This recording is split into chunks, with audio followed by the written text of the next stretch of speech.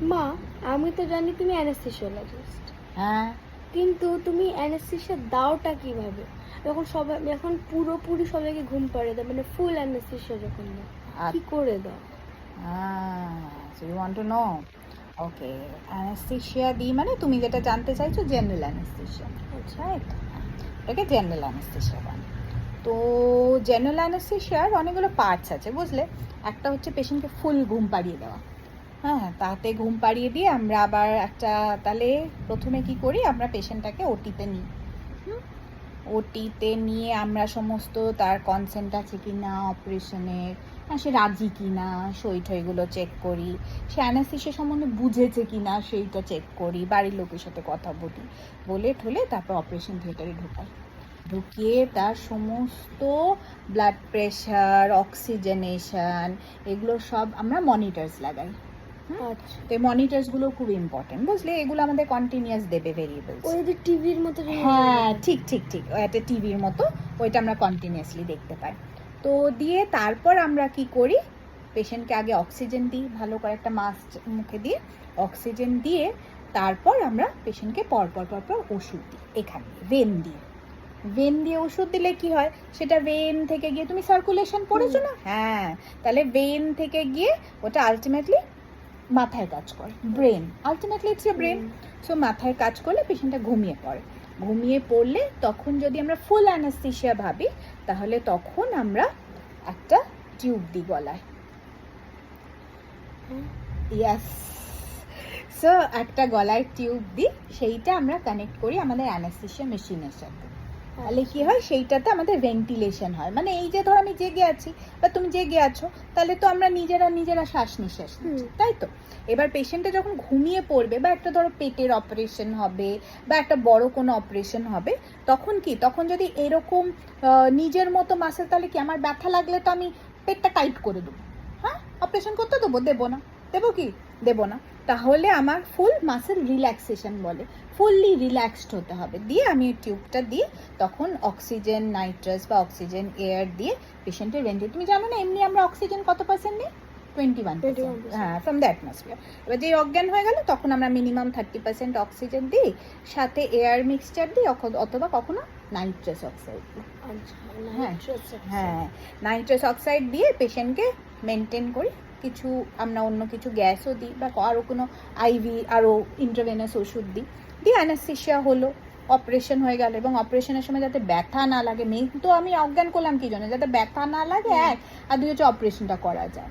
তাহলে ব্যথা যাতে একদম না লাগে, সেই সময় যাতে না লাগে, আবার পরে যাতে না লাগে, পোস্ট অপারেটিভ, এইসব করে ঠোরে তারপর অপারেশনটা হলো, তারপর আমরা অজ্ঞান থেকে ফেরাই।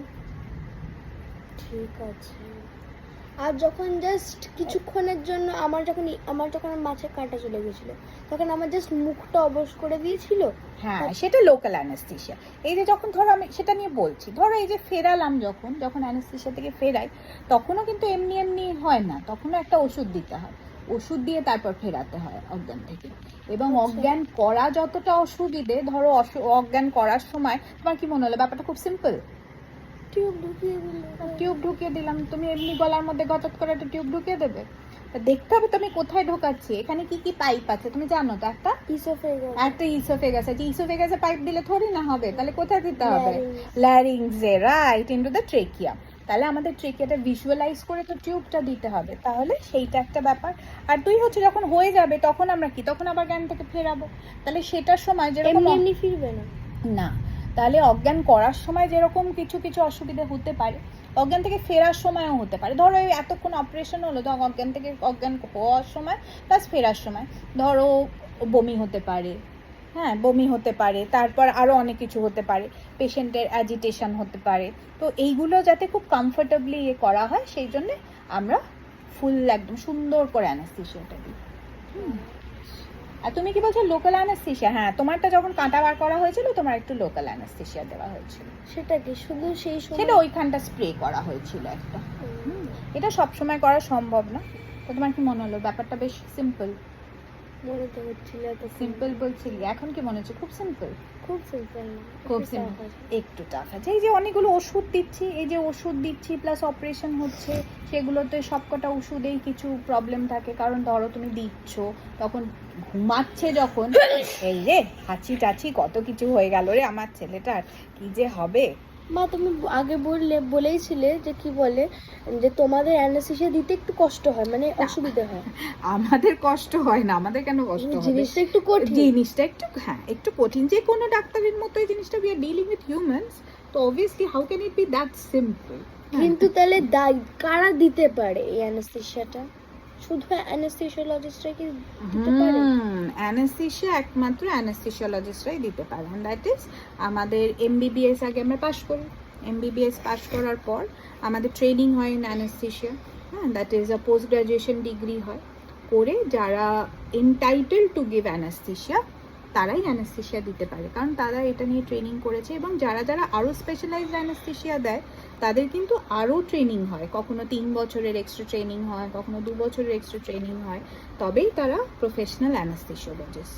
আমি বুঝতেই পারছি অনেকগুলো ওষুধ দিচ্ছি, অনেকগুলো চেঞ্জেস হচ্ছে, তো obviously you have to be trained for that.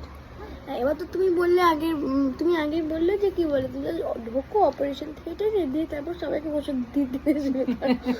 কিন্তু You're making me sound like a joker. Okay. কিন্তু প্রথমে যে তুমি যে পেশেন্ট দেখো সেটা কেন দেখো? The pre-anesthetic checkup you mean? হ্যাঁ, এই যে বললাম আমি ওটিতে ঢুকলাম, ধাপাক ধাপ ওষুধ দিলাম, পেশেন্টটা অজ্ঞান হয়ে গেল। সেরম করলে কি করে হবে? এই যে এতগুলো ওষুধ দেব, পেশেন্টটা অজ্ঞান হবে, এত বড় অপারেশন হবে বা ছোট অপারেশন যাই হবে, পেশেন্টটা ভেন্টিলেটেড হবে, এইগুলো তো আমি যদি না জানি। ধরো একটা বাচ্চা তোমার মতো বা তোমার থেকে ছোট একটা বাচ্চার অপারেশন হবে, ঠিক, যে কোনো অপারেশন হতে পারে। এইবার সেই বাচ্চার কি অপারেশন হবে সেটা ফার্স্ট কনসার্ন।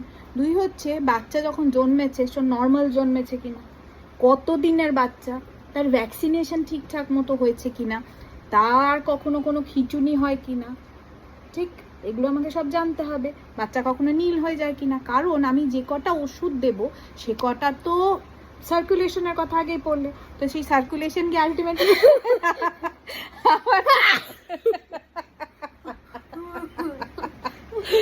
আবার তো ব্রেনে কাজ করবে। তো যদি আমি ঠিক মতো না জানি যে সে, বা বড়রাও ধরো তার কোনো অসুবিধা আছে, প্রেশারের অসুবিধা আছে, ডায়াবেটিসের অসুবিধা আছে, তো তার যদি প্রেশার এগুলো ওষুধগুলো কন্ট্রোল না থাকে তাহলে কি করে হবে? তাহলে যখন অজ্ঞান করব বা অপারেশন চলার সময় বা ফেরানোর সময় অনেক রকম অসুবিধা হতে পারে। প্লাস তারা ধরো খেয়ে এসছে, আমি ধরো বলেছি খালি পেটে আসতে 6 ঘন্টা, সে সুন্দর করে খেয়ে এসছে, তাহলে কি হবে? যেই তাকে অজ্ঞানটা করব অমনি সমস্ত খাবার ঢার করে মুখ দিয়ে বেরিয়ে কোথায় চলে যাবে? সোজা লাংসে, ব্যাস।